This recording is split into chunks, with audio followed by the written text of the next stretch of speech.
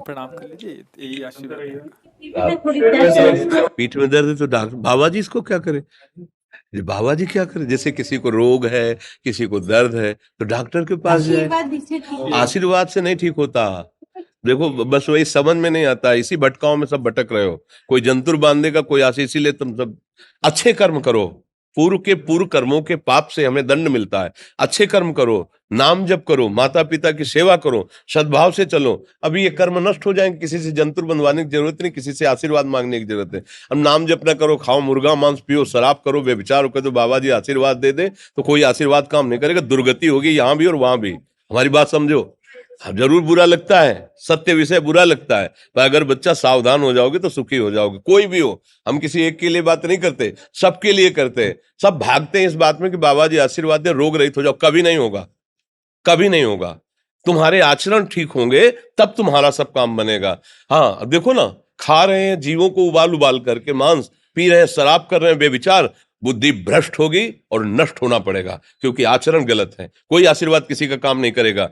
आप अच्छे आचरण करो, माता पिता की सेवा करो, परिवार की सेवा करो, समाज की सेवा करो, नाम जप करो। शरीर में कोई छोटे मोटे कष्ट आवे उनको सह जाओ, आगे चलकर आप देखो कि कैसी उन्नति होती, अच्छा होगा, मंगल होगा। इस ब्रह्म में ना किसी के आशीर्वाद से कुछ हो जाता है। हम आपको पक्की बात बताते हैं कि आज बाबा के यहाँ गए थे यार, पीठ में दर्द कम हो गया। ये तुम्हारा पुण्य लग गया, पुण्य बन गया, तुम्हारा कर्म। तुम आए ना यहाँ, तो जो जो पाग आगे धरे कोटिन यज्ञ समान, साधु दर्शन के लिए भाव से आए तो तुम्हारा वो रोग नष्ट हो गया, तुम्हारे कर्म से नष्ट हुआ।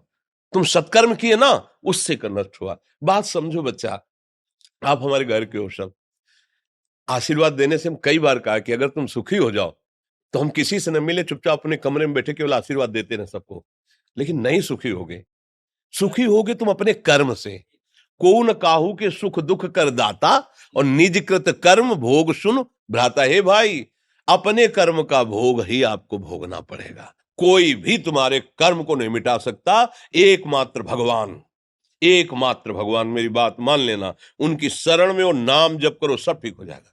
तुम्हारे भजन से होगा, तुम्हारे अच्छे आचरण से होगा, तुम्हारी धार्मिक प्रवृत्तियों से होगा। अब ये बात ना समझो तो फिर हम क्या कह सकते हैं। नहीं, हाँ यही तुम्हारा जन्मदिन की सफलता है कि हमारी बात मान लो, राधा राधा रटो, कोई नशा मत करना, अपने माता पिता की सेवा करो, समाज की सेवा करो जितना। और जो कष्ट है वो स्थायी नहीं है। आज विपत्ति आई, कल खत्म हो जाएगी। अभी दिन है, फिर रात आ जाएगा, रात है तो दिन आ जाएगा। ये क्रम चलता रहता है, हमें निराश नहीं होना। सूरवीर योद्धा की तरह हमें जीना है यार, कायर की तरह नहीं जीना है।